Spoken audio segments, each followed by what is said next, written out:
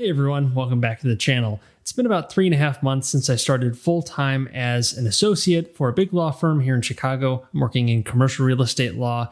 I graduated from law school in December of 2020, took the February bar exam. Thankfully, I passed, and I became a fully licensed attorney in May of this year, 2021. Started as a full-time associate thereafter, starting in June, and now we're in mid-September. And I kind of wanted to give my take on what the big law experience has been like thus far in a mostly virtual environment, but also just kind of talking about the industry in general and kind of a little bit more about my experience. I do plan on doing a more formal day in the life video, or I guess maybe a less formal sort of video, or just kind of show you through what my day might look like when I go into the office versus maybe when I don't go into the office, since I know a lot of people who might be looking at that sort of career path would be curious about it, since it's certainly a potentially very lucrative one, and that gets people's attention. But then you learn that there is a substantial cost to this career path. And I just want to measure any expectations and also answer any questions you guys might have in the comments below. So definitely let me know there. And I'll be sure to do future content about my career as I move through it as well, since there's always lessons to take out of things. And I am pretty new to the game, so I have plenty of experiences ahead of me, and I'll definitely be sure to document those on the channel. But just kind of want to take a moment to kind of check in now that it's been a full quarter, which is, I guess, pretty significant. And I feel like I have enough experience where I could at least speak to some things more generally rather than just a couple anecdotes here and there. But I'm definitely still very new to the game, relatively speaking, so take it with a grain of salt. Anyways, as I mentioned, I started back in June of 2021, so just a few months ago, and it's been a mostly virtual environment. I do go into the office every now and then. It is a really cool office at the firm I'm at, Safrath Shaw, and we are in the Sears Tower, aka Willis Tower, or maybe it's the Willis Tower, aka the Sears Tower. I grew up calling it the Sears Tower. It's the iconic office building in Chicago, and it's really cool having that as a workplace, since I can go into the office and I'm on the 80th floor of this iconic building, and I can see the whole city skyline from above. It's really cool. It's kind of hard to describe in words. But obviously that's not the reason you pick a job, just because of the office. And there are plenty of other cool offices out there. And this isn't to say that the Sears Tower, Willis Tower isn't without its drawbacks, in the sense that you have to take 2 elevators to get up to the 80th and 81st floor. So that takes a bit of time. So you got to factor that into. But that's kind of a side perk. The office is really cool. And when I do go in, that is a nice little perk. And it is nice to actually see team members who are there.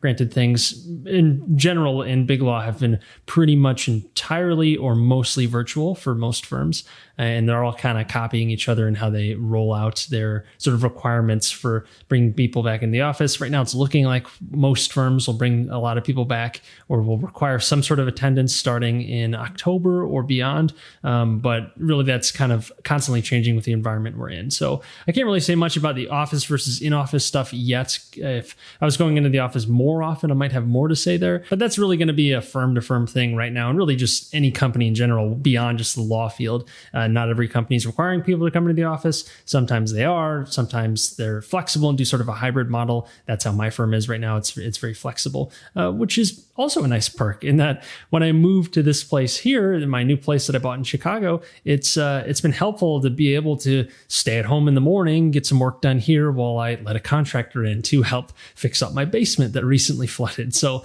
having that flexibility is super helpful beyond just being able to work comfortably, but I can actually take care of other things in my personal life without really impeding my productivity at work, since I can still get work done. I just don't have to force in a commute at a particular time. I can be pretty flexible with it. So that's been really great.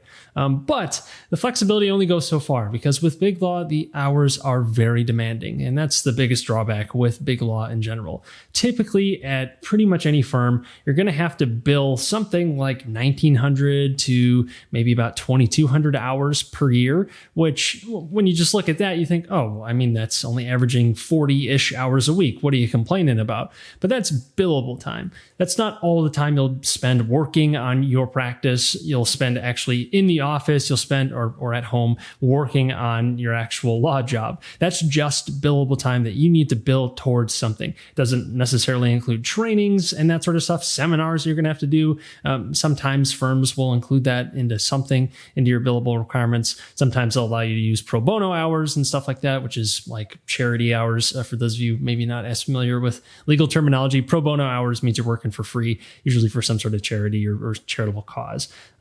And that is encouraged by bar associations everywhere. But anyways, it's a lot of hours. And sure, you might think it's only 40 hours a week, but it's probably averaging somewhere closer to 50 to 60 hours a week at minimum, which again, really isn't that terrible in the grand scheme of things. We're not necessarily talking about 100-hour weeks every week here. However, what does often happen, I think, in big law, and this is both in transactional and in more litigation-oriented practices, is you might have a big case or a big transaction come up. In my case, I might have a big real estate deal that we have to just kind of put all of our attention towards, or at least whoever's working on the deal, whether that be me and a partner, me and another associate, a few associates, a few partners, whatever the case is. Sometimes you just kind of have to drop your gloves and go straight for whatever that thing is. And you're going to put all of your hours in the week into that, or not really all, but more than you might otherwise. So it kind of comes and goes in waves sometimes is what I'm really getting at. And if a big deal pops up, you're going to be working probably much more than the 50, 60 hours a week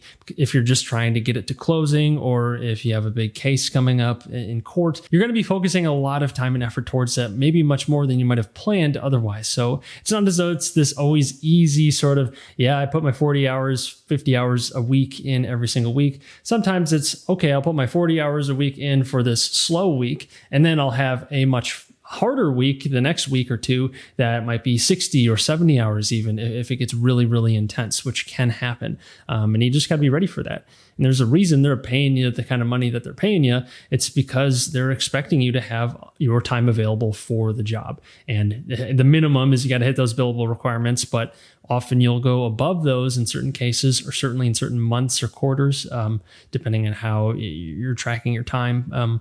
Whatever the case, it's not necessarily going to be the steady sort of linear hours progression for most people, since that's just not how client demands work. Clients will need something and they're going to want you to focus on that. And they're not necessarily going to be able to spread that work across a super long period of time. Often with a real estate closing, for example, that's going to be compressed down into a month or two, or at least a lot of the work will be. Sometimes they can be much, much longer, but kind of the meat of the transaction is usually a month or two. So you can only spread the work out so far, if depending on how many hours it is. So let's say you are going to have to pour 200 hours into a transaction from start to finish.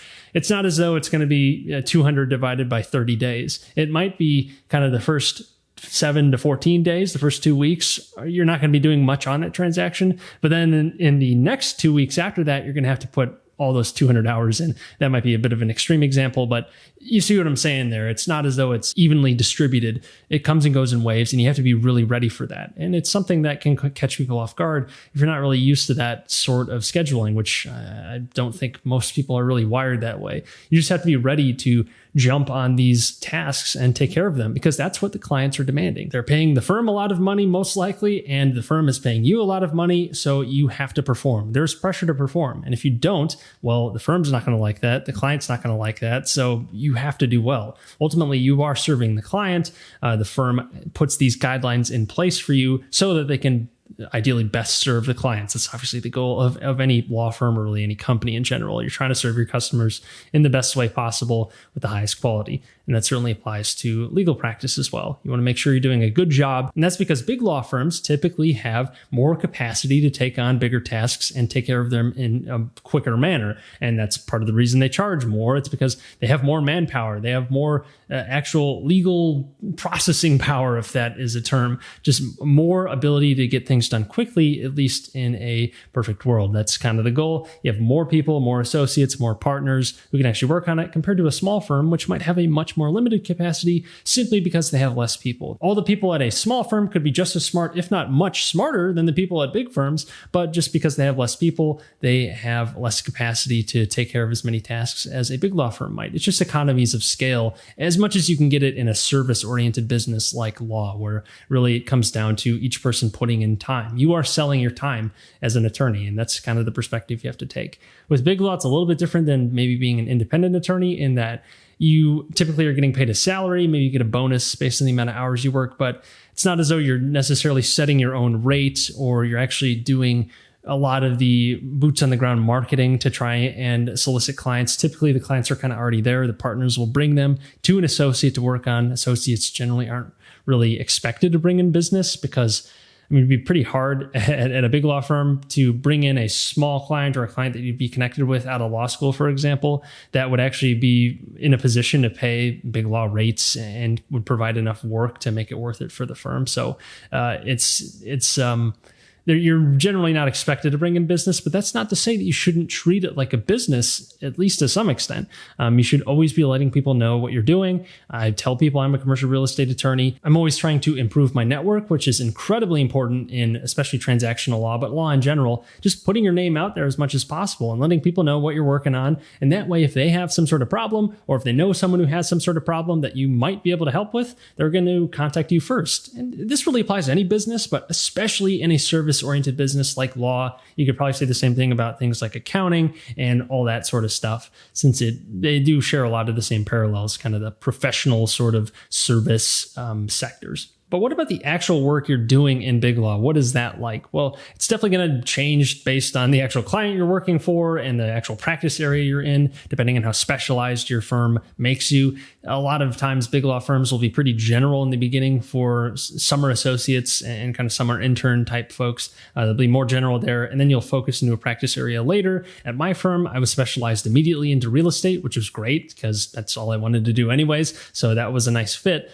But typically, there will be some sort of specialization down the line, and that will kind of determine what sort of work you're doing. In my case, for commercial real estate, I'm working on a pretty broad range of stuff right now as I'm kind of learning the ropes of all the different types of things out there in the real estate world and kind of legal issues that come with transactions, both on the leasing side and on the sales side.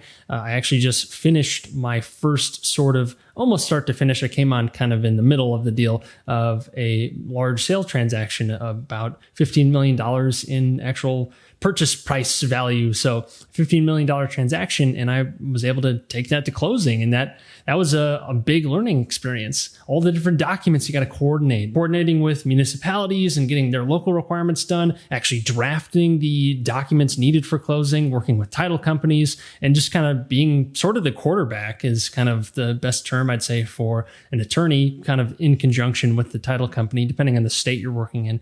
But in big law, you're typically working across multiple jurisdictions. In this case, the properties were in multiple states.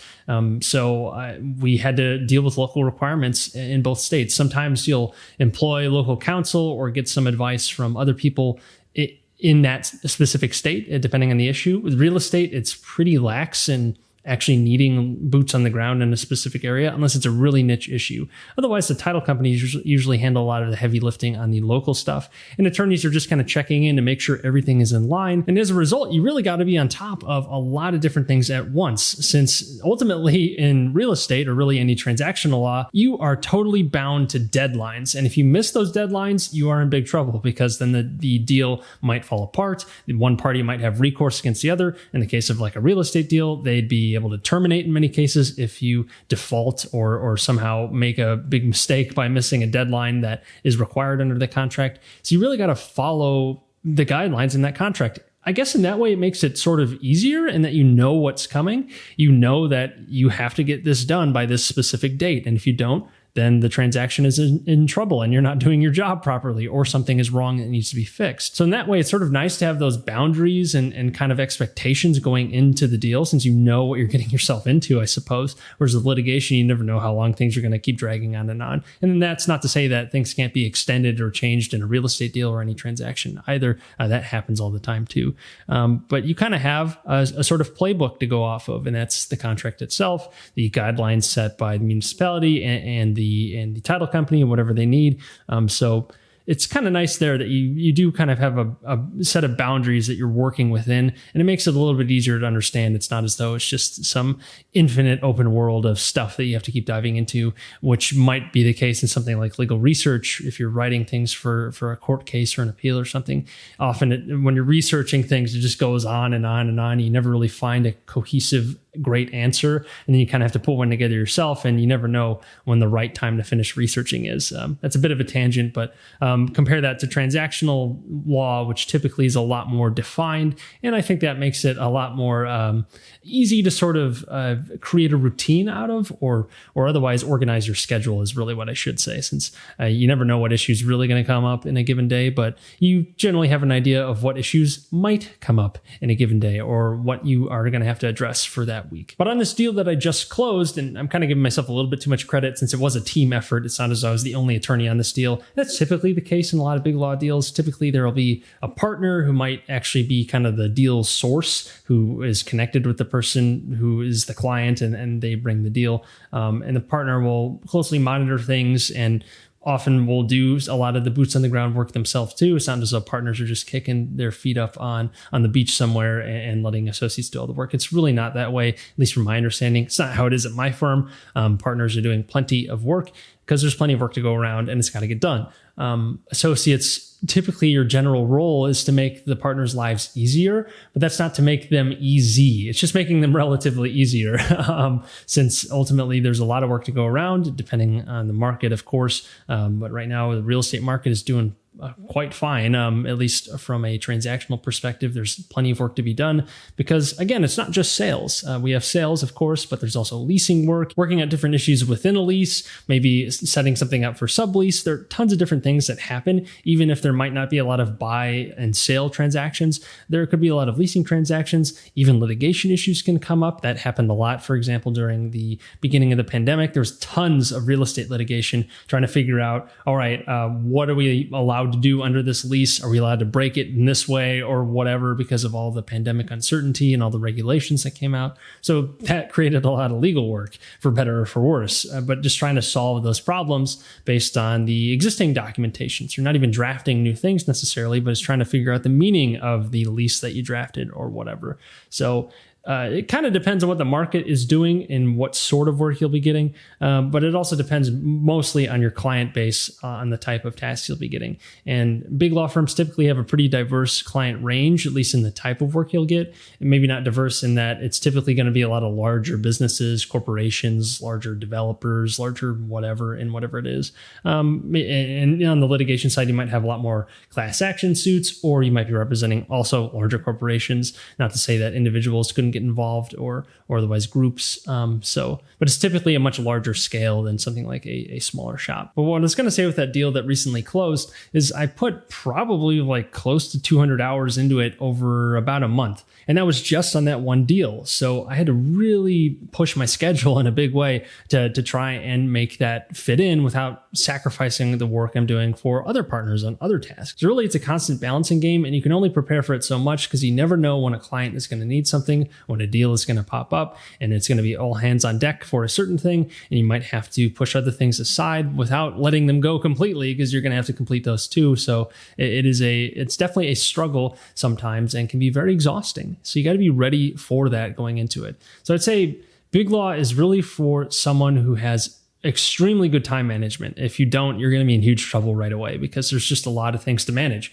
I'm not saying you have to be some god of time management, but you got to be ready to put in the time. And when you're putting in that much time, you have to be able to manage it pretty well because there's only so much to go around. You're going to have to meet those hours. And in some cases, you're going to have to go beyond those hours for a certain period of time to take care of specific issues. And that can be very stressful if you're not prepared for it. And even if you are prepared for it, it still can be quite stressful since you really can be pushing it to the limit sometimes as far as your schedule can go. So you have to be ready for that. It does happen. It's probably going to happen at pretty much any big law firm, or at least anyone that is doing well and has a lot of work coming in. It's just part of the game. You certainly would rather have too much work than too little work because then there's enough work for everyone to go around. I'm definitely going to do some more specific content on my big law career now that I'm really kind of getting into stride and actually getting a lot more experience on the job and learning new things and kind of building a routine as well now that I've moved moved into a new place and developing a new routine as it is. So it'll be a good time to actually start putting out some more specific content. If you guys have questions you'd like me to address about my big law career or about big law in general,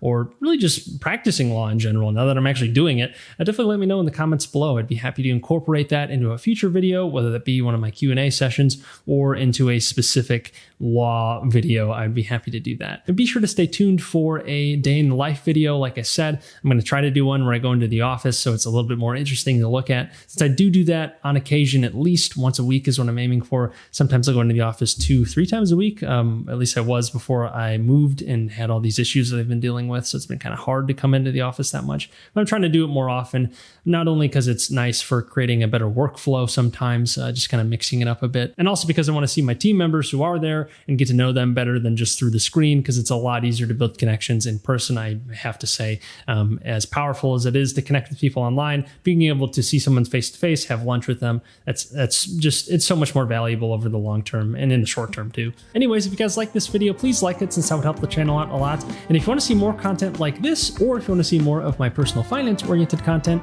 I put out new videos every single week and wouldn't want you guys to miss out, so be sure to subscribe. And check out the free stuff and the affiliate links in the description below. But until next time, take care.